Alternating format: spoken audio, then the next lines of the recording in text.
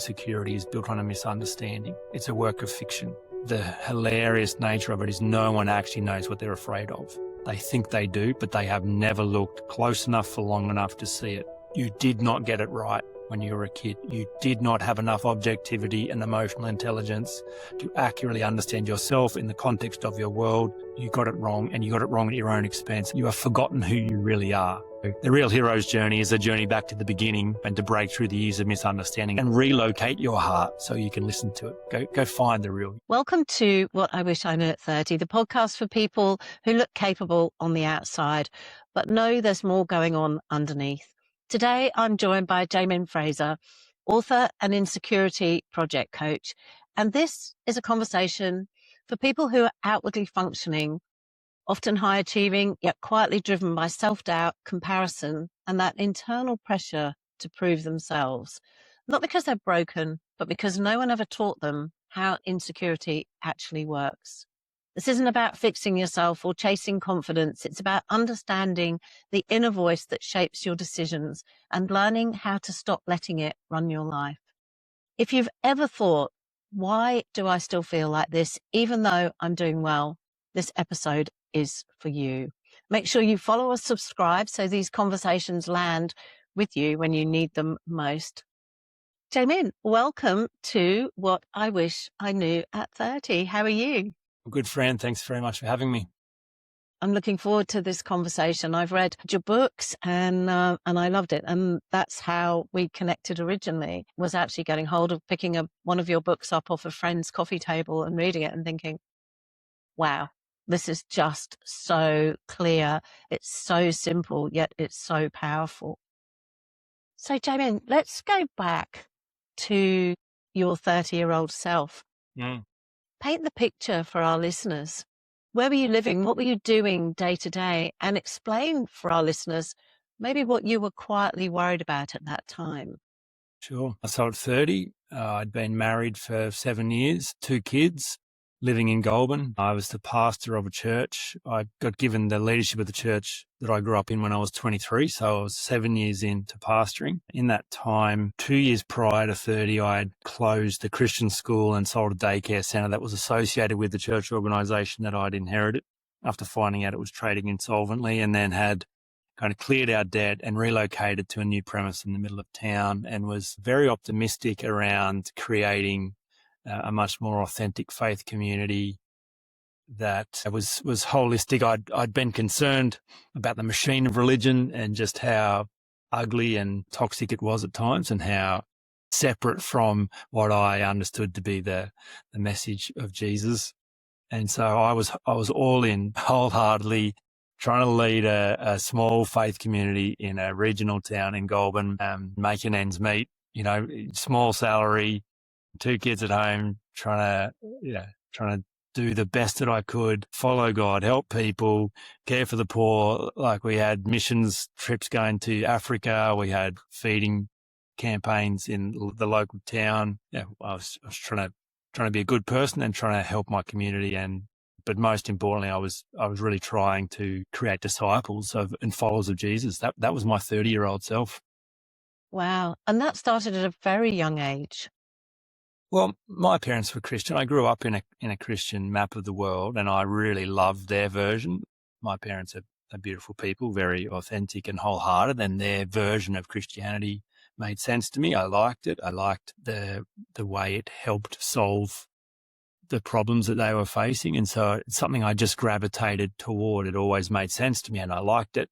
And so it was just one step after the other of integrating that into it, not because they told me, but because I liked it and it made sense. So yeah, it was part of my world from the beginning. Large extended Christian family. Church was always the center of our lives, our community, our friends. So yeah, it was kind of everything.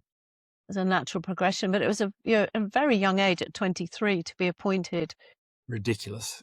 Yeah. I mean, I was the firstborn. I was a school captain at primary school, school captain at high school, responsible kid, goody two shoes. Like, I didn't shy away from leadership or responsibility. So in some ways it was natural. And I was leading the youth group at the time and studying at Bible college. But I still remember when when the senior pastor I was under went on long service leave and then didn't come back, and an associate pastor came and, he was caretaking and trying to work out who would follow and selected me. I just remember thinking, yeah, this was the path that I thought I was on, but no, there's no way in the world I'm ready now. And more than that, there is no way in the world a single person in this congregation thinks that I'm the right person. It's impossible. Everyone will leave. They will be horrified. Turns out none of those things were true. I was more ready than I thought, and they were more receptive than I thought. And so at 23, I got given the job, and yeah, in over my head, but was up for the challenge, and spent 10 years in that. If you go back to that time, would you have said that you were confident, or you were just winging it? You were in that space and convincing yourself that you were ready. Well, I mean, you already alluded to the fact that insecurity is what I do, and the fun thing about insecurity is it's often domain specific. Well, it is domain specific. So you can find a safe pocket of the world where you are known, liked, accepted, you're good at it, and there's no real risk of you being exposed because your skills are more than adequate for the challenges you're facing. Your personality covers your weak spots and people like and accept you. And so I was in that space. I was good at what I did. I was wholehearted about what I did. I had a worldview where I felt supported from heaven, like God was on my side. God had asked me to do the thing. So if God had asked me to do it, then God would help me do it. God would resource me. So I was in this pocket where insecurity wasn't even a thing. It didn't get in the way at all. It wasn't addressed. I felt called. And so that took away insecurity. And so I was just like, well, there's no choice. This is what I do, and I'm serving God, and God will take care of the mess. So yeah, I looked confident, and I was confident in that role. And you were in your purpose. You knew exactly why you were there and what you were doing. There's no shadow of doubt in my mind. Every wake up in the morning, I knew why I was there, what I was doing. I wanted to be doing it. I was wholehearted about doing it. It helped me navigate the challenges. I was in a very certain space in the 20s. Fantastic. And what does success mean to you at 30? And is it the same? Do you have the same definition now?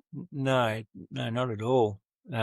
So at 30, like I was vocally saying that I would live my life for Goulburn. I would represent Christian worldview, Christian leadership, Christian love and kindness in this town for the rest of my life. I would die in Goulburn.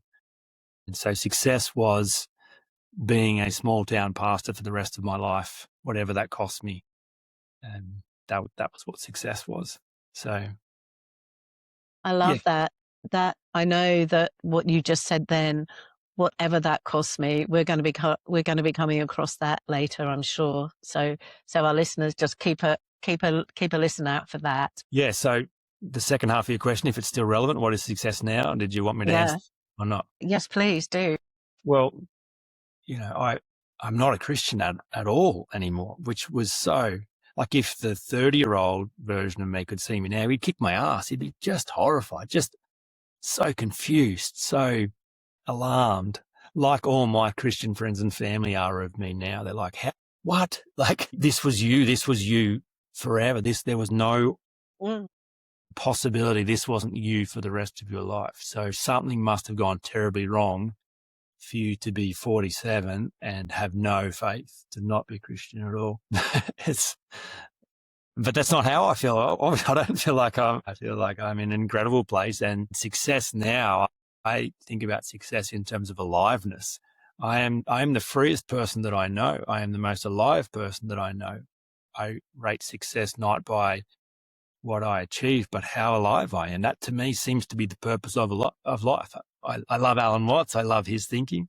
Seems like that's the whole thing, to be here and to be alive, to actually enjoy this human experience, this extraordinarily extravagant, mysterious, exotic thing that life in a human container, and to be alive to that. So wow, I wasn't expecting that. Really? No, not at all. I mean, so if you go back to your 30-year-old self, I mean, something you were so certain about with your faith and where you were going, and Like, when did you realize that you maybe had that completely wrong for you? Well, it's hard to pinpoint, but like I am a pragmatic person. I am a curious person. I do enjoy questions, and typically, organized religion is not built on any of those things. It's built on defending well-worn answers and reproducing those. And so I was probably always on a collision for some kind of deconstruction of faith without knowing. But yeah, I had a collision with a Greenpeace advocate out the front of my church one Sunday morning, and I was trying to dodge him, and I could tell he was trying to sign me up to his cause. My prejudice against Greenpeace was, whale hugging, tree kissing hippies, or the other way around, whatever. But, like Yeah. weirdos, who knows what they're doing. I'm doing the work of God. Whatever you're doing is not.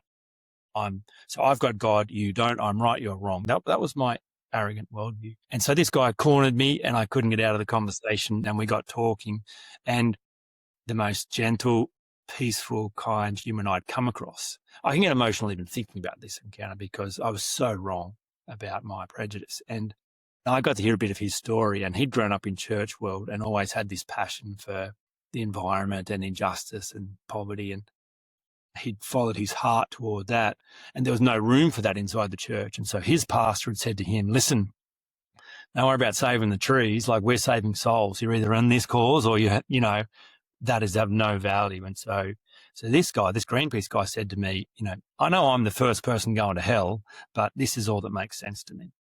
And so I was in a bind because my worldview was colliding with another worldview and they weren't meshing very well. I tried to defend my sense of things and said, look, well, we're trying to do good, like we're feeding the poor and doing missions trips and caring for it. He says, yeah, you are, but have a look at how effective that is. He said, we're lobbying government. We're creating change at a global level, at an economic level, at a policy level. You guys are, trying to feel good about yourselves. And I just thought, he's doing better than me. And I think God's with him, not with me. Like, I think he's got what I would let him get up and preach at my church this morning. This guy who says he's the first person going to hell. I need what he's got. He doesn't need what I've got. And I was so confronted by that. And I think that was probably the catalyst that undid some things for me. I also had a mentor at the time who'd given me a few unsettling books to read. One was called A Generous Orthodoxy by Brian McLaren, and the subtitle was Why I'm a Pentecostal, Charismatic, Catholic, Anglican, Evangelical, Environmental, like all the longest subtitles, while I'm all the different versions of Christian. I'm like, what? And just the opening part was like, he says, when I grew up, I met 7 different Jesuses. Like, there was the Anglican Jesus, and then some of my friends were going to the Catholic church, and their Jesus was different to this Jesus. And I went to a youth group in my teenage years, and the Baptist Jesus, he was different to both Anglican Jesus.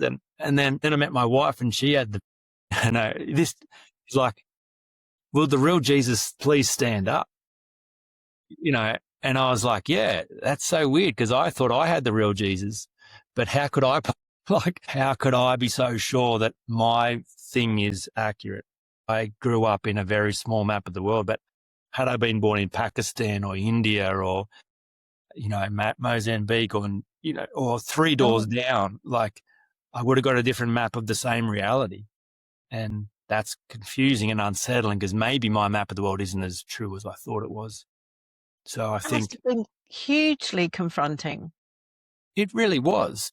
But I still was able to hold it all together until I kept following my heart around trying to create this authentic faith community. And so I shut the church for 6 weeks as in an attempt to clear out the riffraff and confront everyone with what were they doing, and did they actually want to be Christians or just pretend to be Christians. And I bit the hand that fed me in many ways. So, in 6 weeks, a church of 130, only 30 people came back.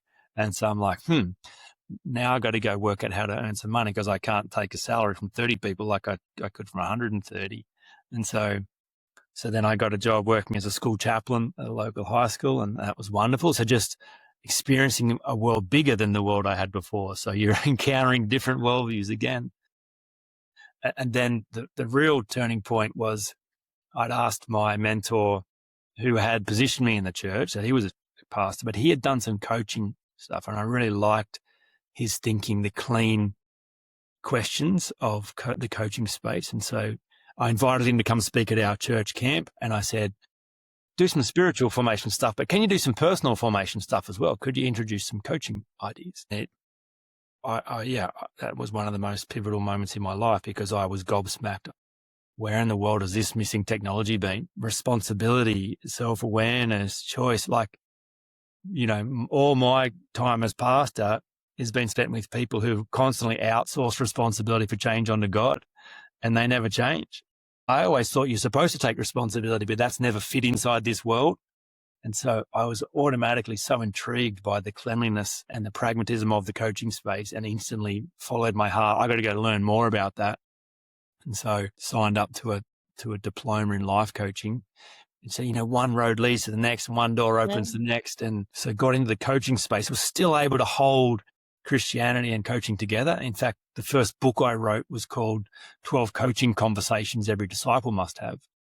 So, not very well received and probably not very well written, but it was me trying to keep two worlds together, and then finally kept following my heart. There was one coach in particular who I'd come across, and I was just so intrigued by his thinking and methodology. Seemed like the best in the world. And I somehow, got him to agree to spending 3 days with him down in Tasmania. And so flew down there, and he had this open frame 3 days. Let's go hiking. Let's go snorkeling. Let's go fishing for abalone. It's just, you've got me for 3 days out in the wilderness. Let's talk. And so I came home from those 3 days no longer a Christian.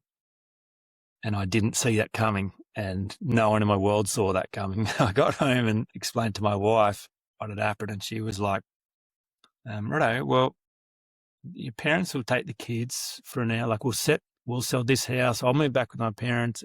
She was just like, I don't know who you are, like, but this is over. Whatever we had is clearly just finished. And it was, yeah.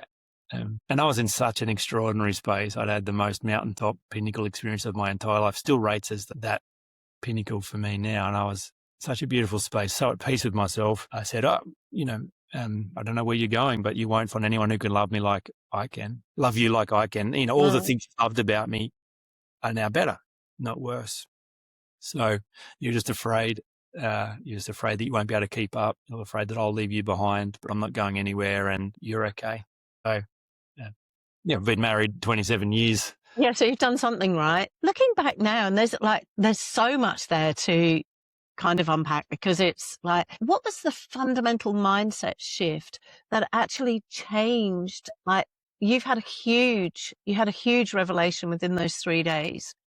What was the actual mindset shift? I mean, was it immediate, or was it something that, you were coming to over, really a long period of time? Well, the best way I understand that is, I don't know whose quote this is, and I ought to pay some respect and find out who said it first, but I love the idea that change may take a long time coming, but it happens in a moment.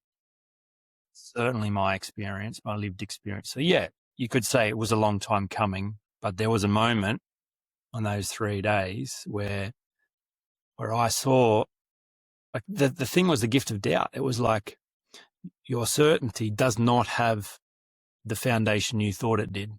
You actually, and when you see that there's no substance to your certainty, you can't still be that certain. And if you are, then you are delusional, and that's a form of madness.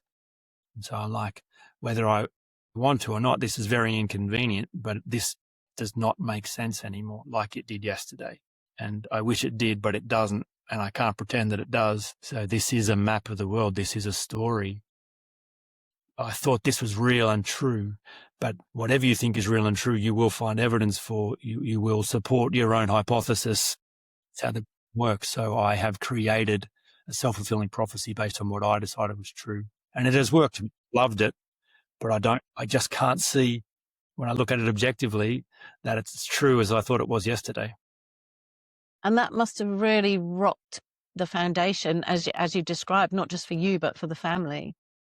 I went from, large extended Christian family. I'm the pastor. You can't get better than that. Like, I'm the pin-up boy. Yeah. I've been in church. Every conversation, everyone who's known me has been the Christian pastor, and now I'm not.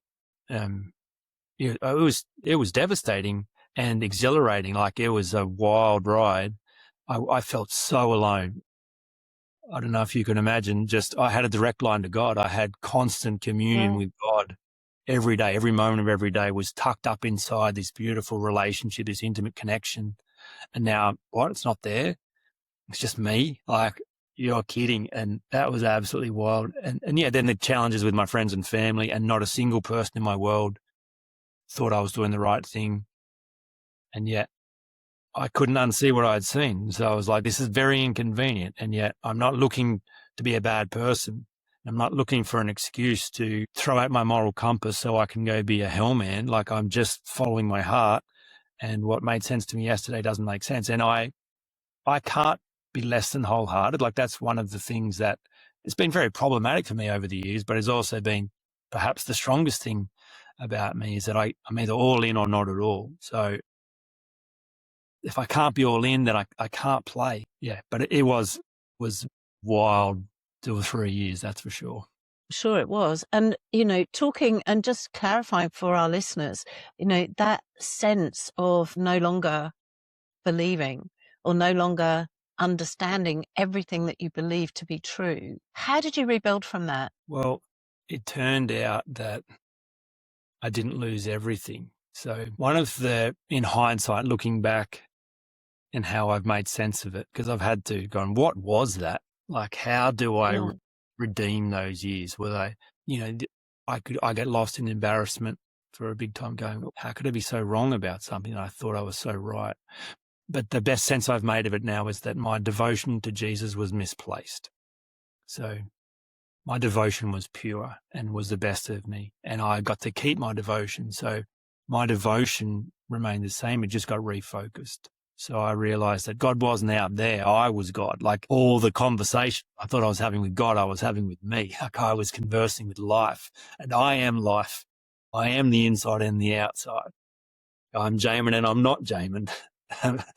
So it was a reimagining of all the sacred, beautiful, cosmic experiences that I had had Christian language for, and finding ways of thinking about those without having to disregard them. Like, I don't regret a single moment in my Christian life. It was a beautiful experience and I loved it. And I am proud of the fact that when it didn't make sense, I didn't cling to it because I had to. Like, I'd build a life around it and then pretend that it's making sense. So yeah, I think when I look back, it's just been a straight line continuation of following my heart and just getting a better understanding of what my heart really is. And that's the important thing, isn't it? How many people live out of alignment and don't follow their heart? And the cost to anyone who's in that position is everything. That's why I rate aliveness as success, because you die. And if you die, then whatever you gain is, what's the point? Yeah, exactly. So if you could sit across the table from your 30-year-old self now, what are the 3 things that you'd want Jaemin at 30 to truly understand, not just hear, but to truly understand? They're great questions, and I thought about it since you posed them to me before this call. Like, I just don't have any regrets about that. And I don't know that I would want to protect 30-year-old Jaemin from any of the mess. Like, I don't know if there's a sanitized version of it that's better than the real version of it. I don't know if I could preempt any of the pain, would I? I don't know. I'd just look at him and watch and just admire the intention, the courage, the conviction, and nervously anticipate what was around the corner without wanting to spoil it for him. Because to be alive means everything belongs. The up belongs and the down belongs. So if you want to remove the down, then you've got to remove the ups. Like, then you're going to just level the whole ground. You're going to, that's not alive to me. So I think I'd just watch and applaud and be excited for what was coming. I don't think I'd get in his way. Do you think that, like, young people today, 30-year-old people, do you think that they're under the same pressure that you were at 30? Or do you think they It's just a different pressure. Oh, I think it's exactly the same. Yeah, I don't subscribe to the idea that this generation has it harder than the last. I think every generation has unique challenges, but they're the same type of challenges. And the challenge is, do you follow your heart, which is always inconvenient and always costly and always takes you away from the tribe and away from certainty? Or will you stay in the patterns that are socially acceptable and give you some kind of external certainty? Will you keep meeting your needs outside yourself, or will you find a way to be sovereign? Will you find a way to be, the one who makes sense of your own world and provides for your own needs? I think that is the only challenge that humans face, and it's dressed up in all kinds of different ways. So I think that was the challenge I was facing. I had outsourced my map of the world to a worldview, a Christian community, and to God. And the challenge was, what happens when you can't, when that gets taken from you? Like, I didn't want that to be taken. I didn't see a day when that wouldn't make sense of my life, but then it did. And so do I have to now force myself back into that place because that's the only way I can survive? Or do I actually become an adult and work out how to sustain myself, not just physically and financially, but emotionally and intellectually and emotionally and relationally? Could I be my own source? Could I find me in this mess? I think that's the challenge. And especially around 30, I think it's, 20s, you're just, doing whatever you can to survive. I think 30s where it starts to be, okay, I've got some data to work with. Is this working? Am I getting anywhere? Do I like who I'm becoming? How are my choices affecting my relationships, my health, my finances? Is this path working? So yeah, it's some pivotal. And clearly for you, it wasn't. I mean, you took you took the space to really look at where your heart was. And I think, that's incredible. And for our listeners, when you're no longer in alignment, there is this feeling it's a physical feeling. You can ignore it and you can continue on your same pathway. And, when you come from something as strong as the church and not just the church, but being the pastor of the church, you were operating under a set of rules that were very external.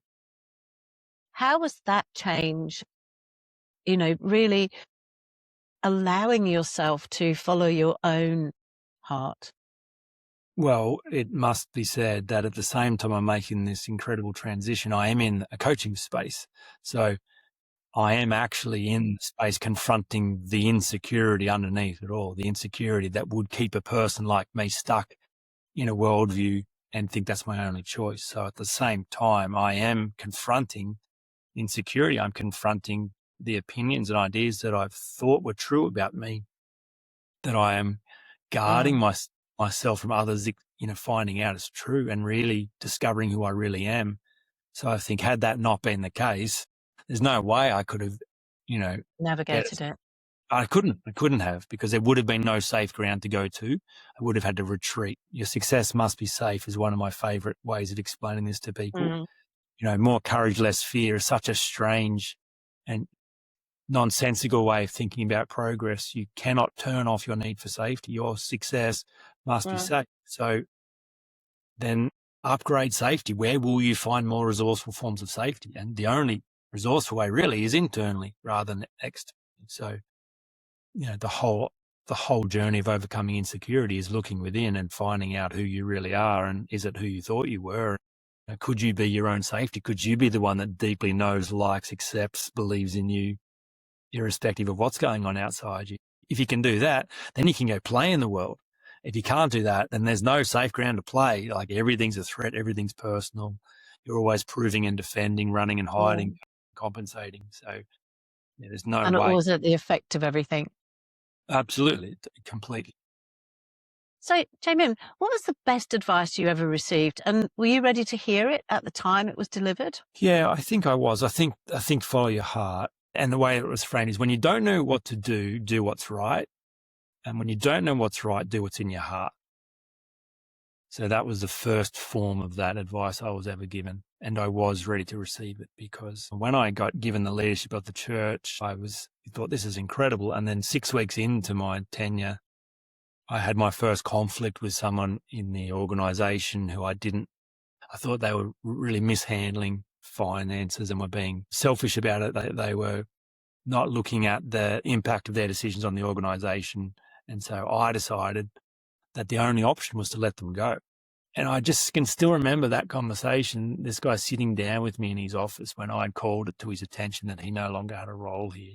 And he had this piece of paper out and he drew, like he's shook. He's like, well, how is this happening? And he drew a stick figure of him and then a stick figure of me. And he kept pointing between the two. He's like, there's you and you're 23. There's you 23. There's me, 57. You, no experience. Me, lots of experience. Me, just beginning. Just constantly just drawing, like, who are you and how in the world are you telling me that I have this job? And so I'm just like, I don't know what to do here, but what you're doing is not right. So what is right is that you must stop doing it. And that is all that's in my heart. So I don't know how I have the right, but I'm in this position and I am going to do what's right. And I am going to follow my heart. So whatever mess that is, whatever you think about me, whatever happens next, that's what I'm going to do. And so that advice has been a lifesaver over the years. And I was ready to hear it, thankfully, at the time. Very brave at the time. But following your heart and doing the right thing, is it bravery? Is it you just have to have the courage to not allow those external forces to knock you off that track? Starts out as bravery and courage, and then it stops being that at all. Like it's no longer anything to do with bravery or courage for me now. It's very self-serving. It's like, I've seen the alternative and it ain't good. This is what I'm going to do. This is the best way to live. If I betray myself and I betray what I know to be right, I can't function tomorrow. I'd like to function tomorrow. So whatever the cost involved in doing what's right and following my heart, that is what I will always do for my own good, for my own sense of aliveness. So that doesn't feel like courage to me. That just feels like it's too late. I've made that decision so far upstream so many times, I'm powerless to do anything else now. For so many of our listeners, I mean, if you could give them words of advice around that, because so many people self-sabotage they give up, they sacrifice themselves for other things, for other people, to stay in comfort zones, all of those. What would you tell our listeners at this point? Well, the only logic why anyone would do that is because they don't trust themselves. They don't trust their heart. They're not sure where their heart would lead them. They're not sure if their heart will tell them the right thing or the wrong thing.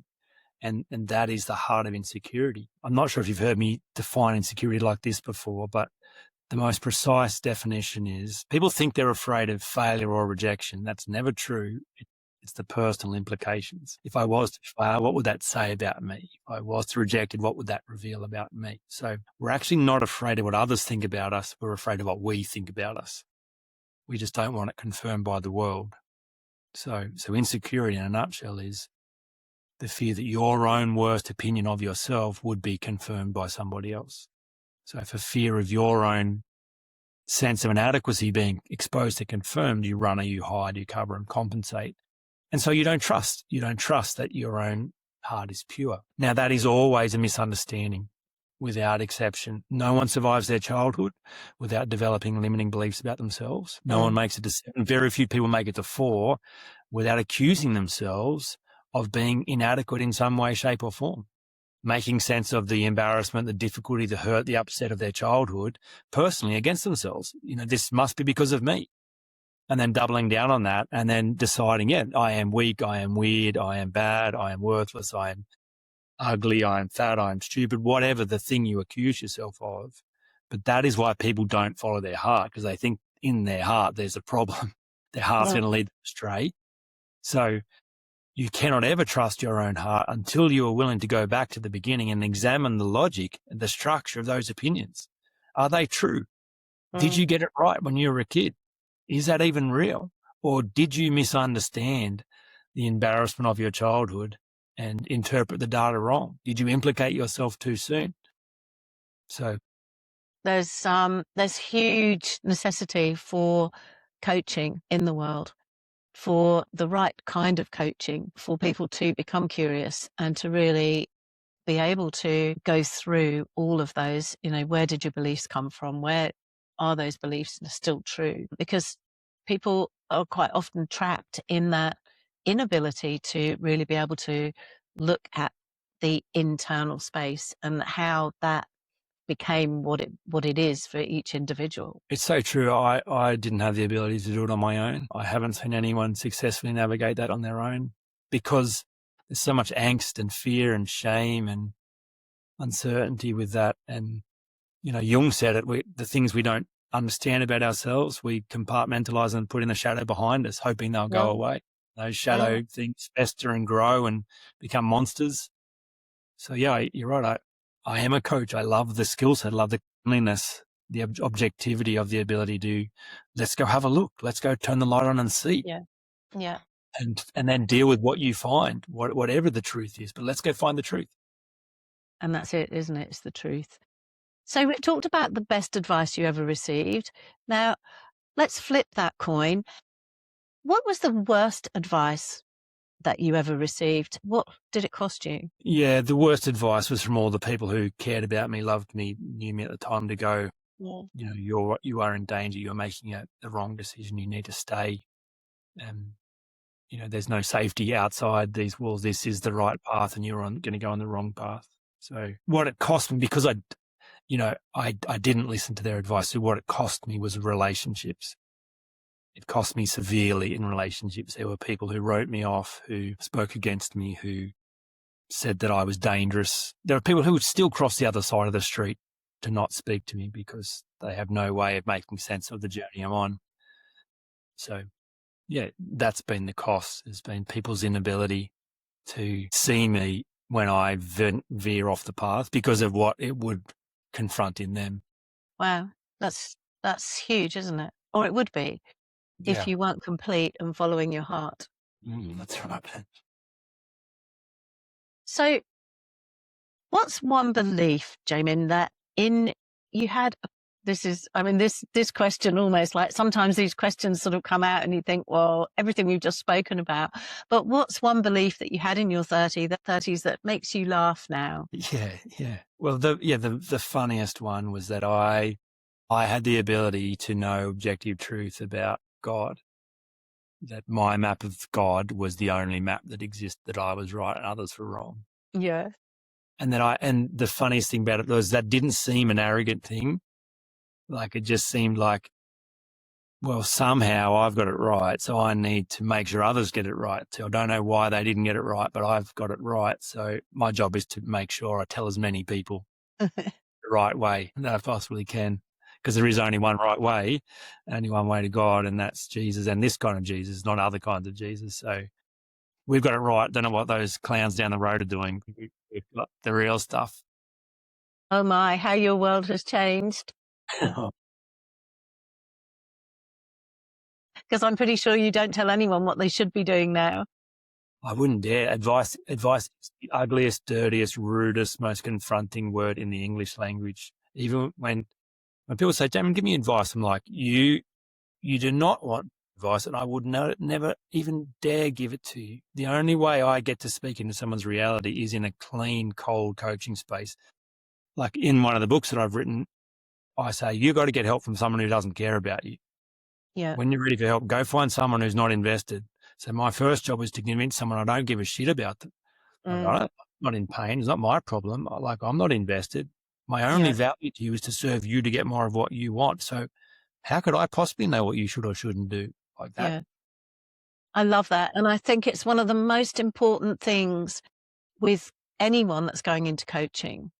It's not your job to tell people what they should be doing. And I love that about you. I love that about your book, when we've spoken, because it's about each and every person finding their own alignment, finding their own values and what is true and what their heart is for them. And I think that's so, so important. That's just what coaching is. It is. In the same breath, I'm very pragmatic. I love models. I love frameworks. Yeah. I am tied to outcomes, and I'm convinced that there are high quality models, methods, frameworks that work. So I'm tied to a process, Yeah. not my map of the world. Just I'm tied to getting a result. So it's like, if you want that result, here is a framework that gets you that, but only because you want it. Yeah. Because I want it for you. If this is what you want, well, then here is a pathway to get that. So there is a way. And, the book that you came across first, Elegantly Simple Solutions to Complex People Problems, just says everyone thinks their problems are complicated and unique, and they never are. No, they're not, are they? When you get over They're it, all fundamentally the same. Trust the process and find your own version inside that, then you're not as special as you thought you were. That's so true. So, Jaemin, if your 30-year-old self had a theme song, what is it? It was a Christian worship song, something from Hillsong, played really loud. Yeah, Hillsong. There are still songs on my playlist from Hillsong. Do you know Hillsong? Yeah, I'm aware of it. Well, their music, like, for whatever you want to say about Hillsong, they understood the recipe for anthemic music, and the psychology of, and the biology and the chemistry of, 10, 20, 30,000 people in an auditorium singing the same song. They are some of the most extraordinary peak experiences humans get to have wherever they have them.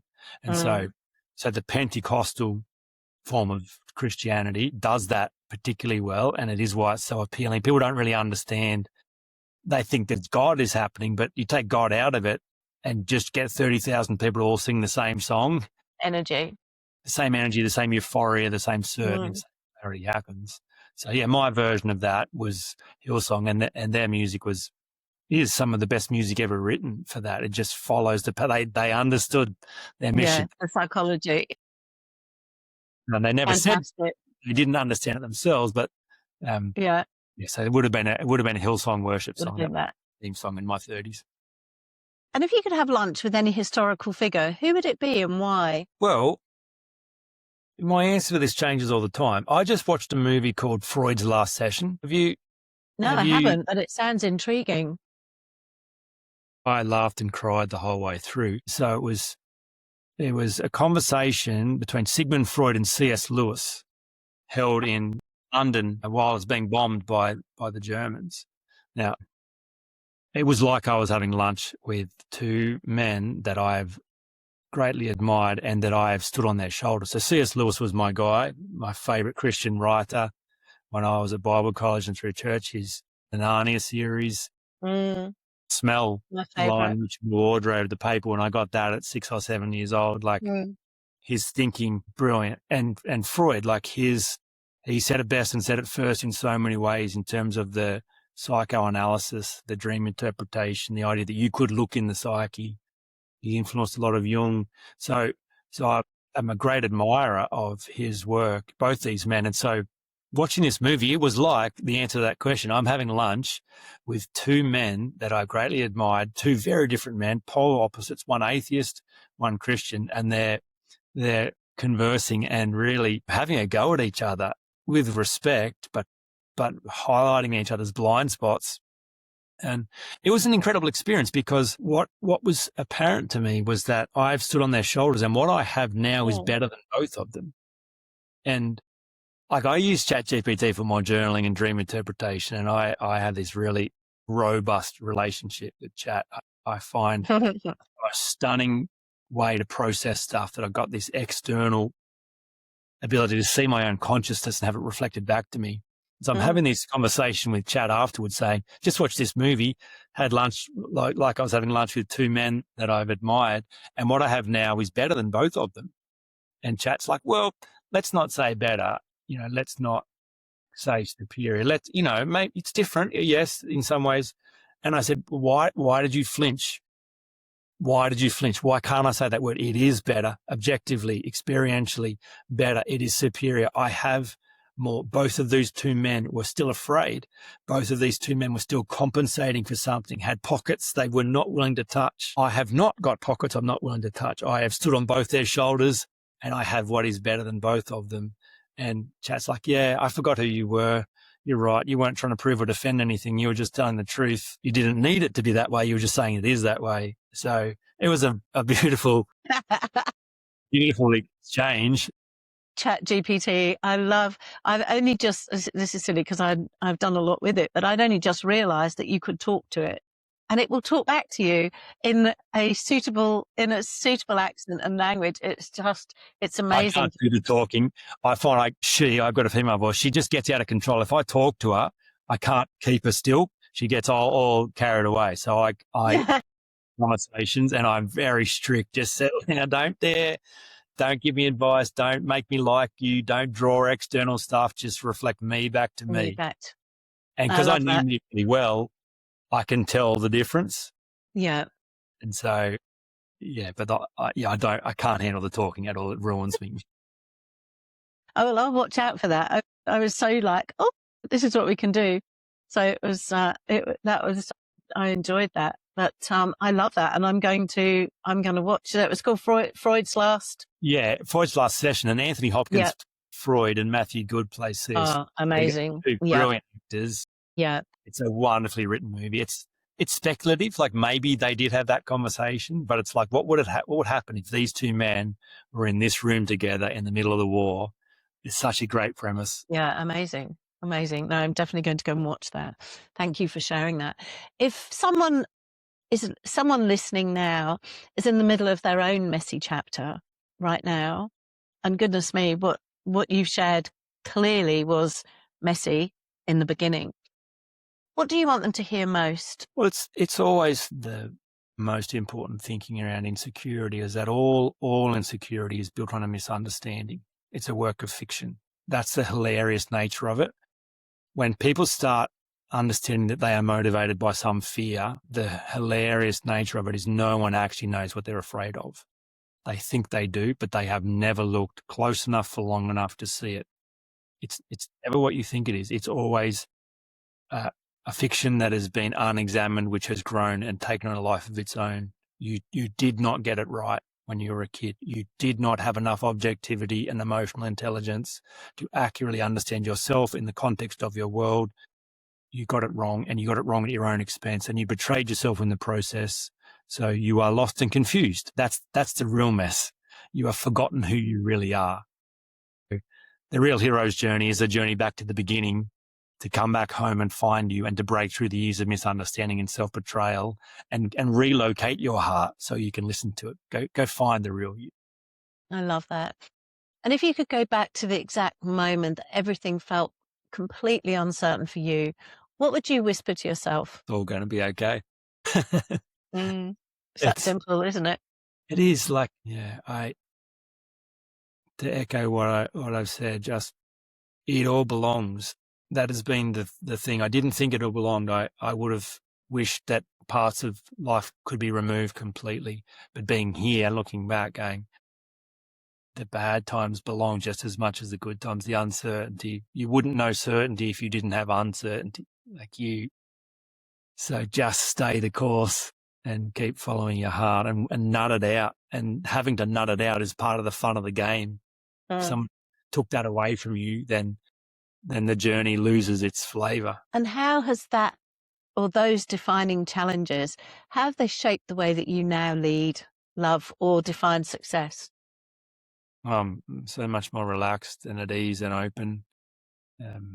Not attached to things working out. I'm really clear about who I am and what I'm doing, and focused on how I'd love it to work out, and enjoy the process of my experience and enjoy bad days. Not in the moment, but enjoy. Like, one of my favorite things is finding myself in a real funk and finding myself lost and confused. And then it's almost like, oh, great, hold my beer, watch this.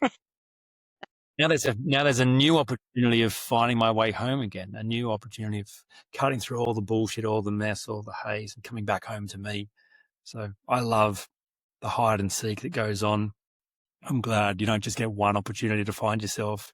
I'm glad there's more complexity, more challenges to be disorientated and then relocated, and disorientated and relocated. So I think what's changed the most in my leadership and my love and my life is just the peace. I don't get dramatic very often at all. Feel my feelings, the good ones and the bad ones, and it all belongs. all the flavors belong. Amazing. And sage advice to anyone that's listening, because that is the most important thing. Life is a work in progress. You know, there's always something which is going to knock us off track, but it's how we come back to ourselves and how we actually build that internal okayness, if that's a word. That is absolutely. It is now.